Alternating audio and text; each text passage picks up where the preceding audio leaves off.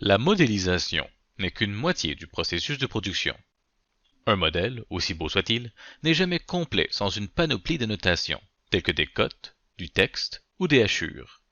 En surface, ces éléments sont assez simples d'utilisation, mais certains d'entre eux ont des fonctions plus avancées pour vous permettre d'annoter dynamiquement vos dessins. Nous passerons sur les outils de l'onglet Annoter. Ce vidéo concerne seulement le groupe de détails.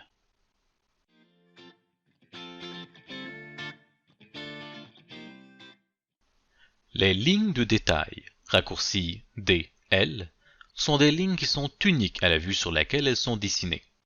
À ne pas confondre avec la fonction ligne de modèle, raccourci LI, qui elle dessine des lignes visibles dans l'entièreté du modèle. Dans le cas où une ligne de modèle aurait été dessinée à la place d'une ligne de détail, ou vice-versa, il est possible de les modifier, même après les avoir dessinées. Utilisez la fonction « Convertir les lignes » disponible à l'aide du menu contextuel lorsqu'une ligne est sélectionnée. Pour savoir si une ligne est en 3D ou en 2D, sélectionnez-la. Si elle possède un paramètre d'occurrence de niveau, c'est une ligne de modèle. Si elle n'en a pas, c'est une ligne de détail. Il est possible de modifier l'apparence d'une ligne à l'aide du style de ligne, qui sont des types de la famille ligne. Lors de la création ou de la modification d'une ligne, la liste déroulante des styles de ligne permet de choisir un autre type depuis la liste existante. Les styles de ligne entourés de symboles plus grands et plus petits que, ainsi que les lignes de style ligne, cachée, fine, moyenne et épaisse, sont des styles de base contrôlés par Revit. Les autres types sont des types faits par des utilisateurs, comme vous. Si le style de ligne que vous voulez n'est pas présent, vous pouvez créer le vôtre. Pour accéder au menu de modification des styles de ligne, rendez-vous dans l'onglet Gérer, sous le groupe Paramètres, sous Paramètres supplémentaires, sélectionnez la fonction Style de ligne. Dans ce menu, ouvrez le plus à gauche de la famille ligne pour voir tous ces types. L'épaisseur est une valeur de 1 à 16 qui décrit la largeur d'une ligne, 1 étant le plus petit et 16 étant la plus grosse. Notez que ces valeurs font partie d'une échelle. Le chiffre ne décrit pas l'épaisseur en millimètres. La couleur est simplement l'apparence de la ligne. Cette couleur apparaît à l'impression.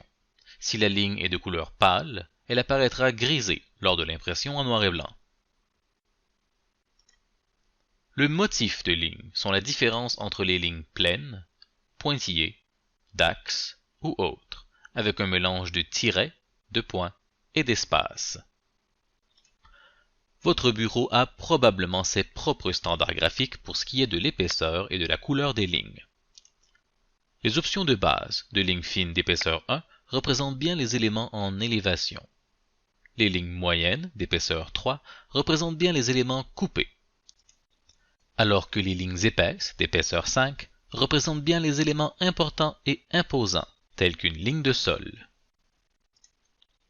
Si vous souhaitez ajouter un nouveau type, vous n'avez qu'à cliquer sur « Nouvelle » et nommer votre nouveau style de ligne. Décidez de l'épaisseur de votre ligne, de sa couleur, ainsi que son motif. Votre nouveau type apparaîtra dans la liste déroulante des types de lignes lors du dessin ou de la modification d'une ligne. Certaines fonctions spécifiques existent pour vous aider à dessiner vos lignes dans le menu contextuel. La fonction « Chaîner » permet de continuer à dessiner plusieurs lignes en continuant de cliquer. Notez que le résultat seront plusieurs lignes, pas une polyligne. La fonction « Décalage » permet de dessiner une ligne à une certaine distance de là où vous cliquez. Utilisez la touche « Espace » pour changer l'orientation. Par exemple, pour dessiner une ligne à exactement 10 mm de ce toit. Puis, l'option Rayon permet d'automatiquement dessiner une courbe entre deux lignes avec le rayon indiqué.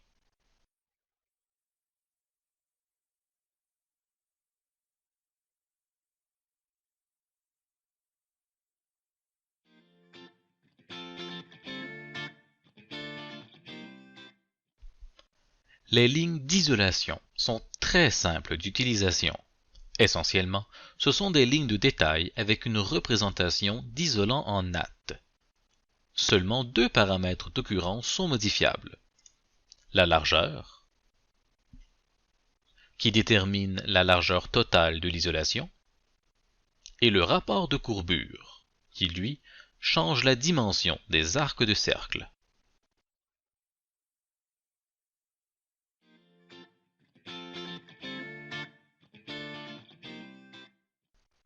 Si les lignes ne sont pas assez et que vous avez besoin d'un motif pour représenter un élément, utilisez les zones. Les zones sont des surfaces 2D, donc, elles aussi, uniquement visibles sur la vue sur laquelle ils ont été dessinés. Pour dessiner une zone, vous devrez en dessiner le périmètre à l'aide de lignes. Notez que cette surface doit absolument être fermée et ne jamais avoir d'intersection entre ces lignes. Il est possible, par contre, d'avoir plusieurs surfaces par zone.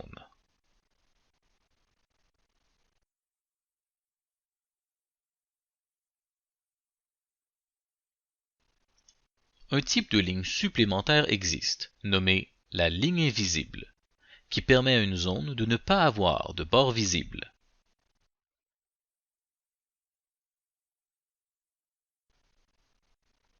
Le remplissage contenu dans une zone remplie est contrôlé par ses paramètres de type. Ils sont modifiables avec la liste des types dans le menu des paramètres. Pour ajouter un nouveau type, cliquez sur « Modifier de type ». Dans le menu des propriétés du type, dupliquez le type existant. Nommez votre nouveau type avec un nom qui décrit bien le remplissage que vous souhaitez obtenir. 4 paramètres de type sont disponibles. Le motif de remplissage est la hachure contenue dans la zone. Cliquez sur le bouton des 3 petits points pour la modifier. Le menu des motifs de remplissage apparaîtra. Il liste tous les motifs disponibles dans votre modèle. Il existe deux sortes de motifs, dessin et modèle.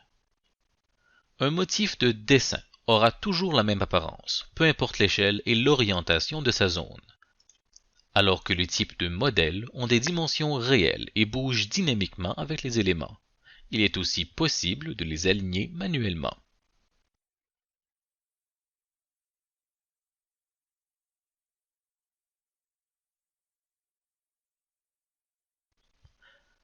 Ajouter un nouveau motif peut être une opération complexe. Revit nous permet de créer ces nouveaux types simples à l'aide de lignes croisées ou non. Mais pour des motifs plus complexes comme des briques ou du bois, vous devrez importer un fichier .pat d'AutoCAD ou utiliser certains plugins de Revit.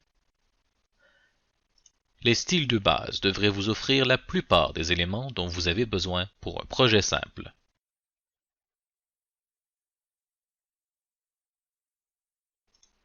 L'arrière-plan, lui, dicte si le fond de votre zone est opaque ou transparent, selon vos besoins. L'épaisseur de ligne décrit l'épaisseur des lignes de la hachure, et la couleur change l'apparence de ces lignes.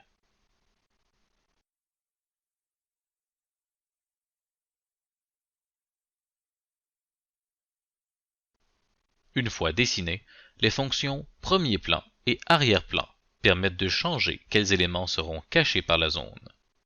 Au premier plan, elle sera dessinée au-dessus de tous les autres éléments. Les zones de masquage sont très semblables, mais elles n'ont pas de couleur ou de hachure. Elles permettent de cacher des éléments qui sont en dessous. Notez qu'il ne s'agit pas d'une zone remplie blanche, c'est une zone vide, un peu comme un trou noir.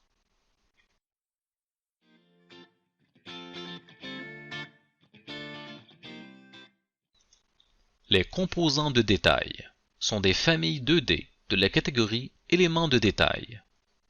Ces familles sont des représentations d'éléments de construction tels que des planches de bois, des poutrelles ajourées ou même des cornières.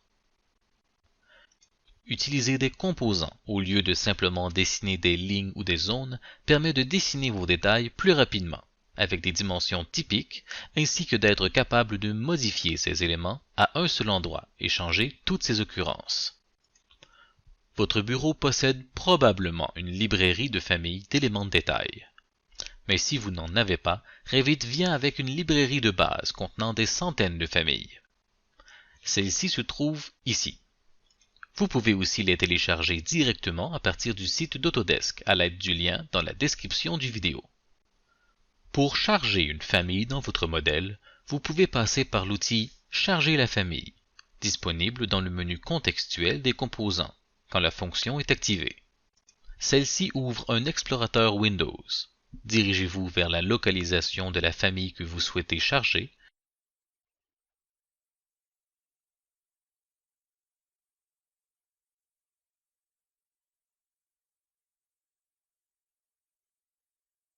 Puis cliquez « Ouvrir ». Si cette famille contient de multiples types, il se peut que Revit vous montre cette fenêtre. Ici, vous devez choisir quel type vous souhaitez charger. Sélectionnez ceux que vous voulez et cliquez « Ouvrir ». Il est conseillé de ne charger uniquement ce dont vous avez besoin afin de ne pas surcharger votre modèle. Vous pouvez aussi charger une famille directement à partir de Windows, en déplaçant le fichier RFA dans votre modèle. Pour placer une occurrence de composant, sélectionnez l'outil « Composant » et choisissez le type d'élément de détail dans la liste des types dans la fenêtre des propriétés, puis cliquez dans votre vue pour la placer. Pour sortir de la fonction, appuyez sur « Échapper ». Si vous souhaitez placer un élément de multiples fois, tel qu'un mur de briques ou un tablier d'acier, vous avez plusieurs options. Premièrement, vous pourriez manuellement copier et coller ces éléments.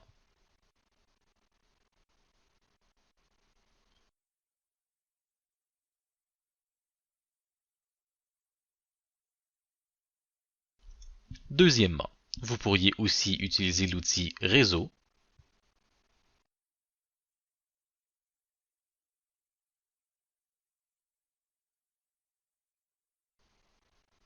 ou utiliser une répétition de composants de détail. Les répétitions de composants de détail sont une famille d'éléments de détail. Chacun de ces types contient un type de composant et une distance de répétition tout au long d'une ligne. Par exemple, cette répétition de briques. Les paramètres de type des répétitions de détail sont Détail, qui vous permet de choisir un composant à répéter,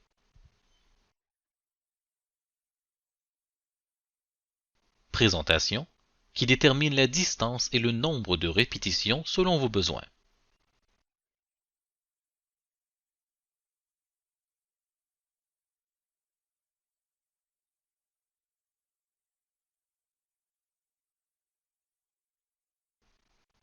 Intérieur détermine si le dernier élément de la ligne a le droit de dépasser ou non la ligne.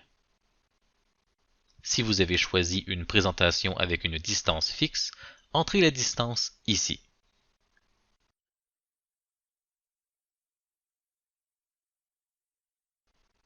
La rotation, elle, détermine l'orientation du composant. Testez toutes les options pour trouver celle qui fonctionnera avec votre composant. Rappelez-vous que si vous voulez créer un nouveau type qui n'existe pas encore, vous devrez dupliquer un type existant. L'arborescence de projet peut vous aider à déterminer le nombre de familles d'éléments de détail que vous avez dans votre modèle. Tout au bas de l'arborescence, un onglet « Famille » existe. Cliquer sur le plus va nous donner une liste des catégories de modèles.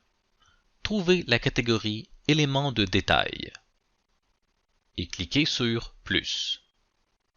Ici, vous trouverez toutes les familles que vous avez chargées. En ouvrant une famille avec le plus, vous pouvez même directement placer un composant simplement en le déplaçant.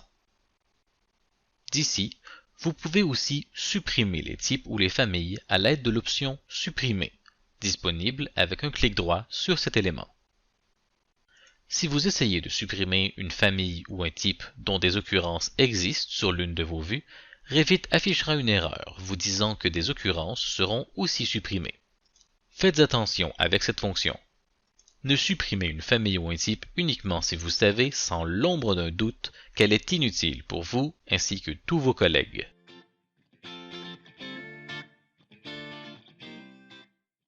Un groupe de détails permet de regrouper des éléments 2D en un seul élément.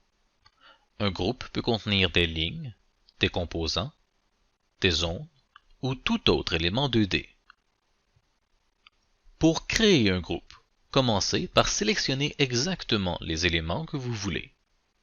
Puis, cliquez sur « Créer un groupe ». Nommez votre groupe de façon claire selon ce qu'il contient.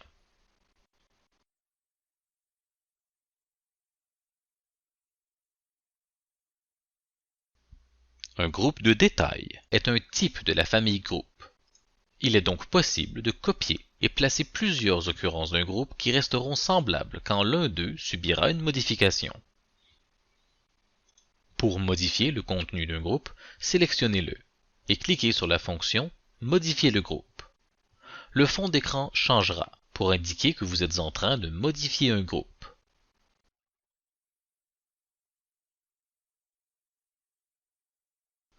Ajoutez des éléments à l'aide du bouton « Ajouter » ou retirez des éléments à l'aide de l'outil « Supprimer ». Quand vous avez terminé de modifier votre groupe, cliquez sur « Terminer ».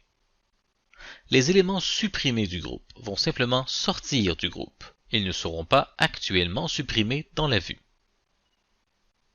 Si vous souhaitez exploser un groupe pour qu'il redevienne des éléments individuels, cliquez sur « Dissocier ». Notez qu'il existe deux familles de groupes, les groupes de détails et les groupes de modèles. Ils contiennent respectivement des éléments 2D ou 3D. Il est possible d'attacher un groupe de détails à l'intérieur d'un groupe de modèles. Même si le groupe est dissocié ou supprimé, le type du groupe existe encore dans le modèle.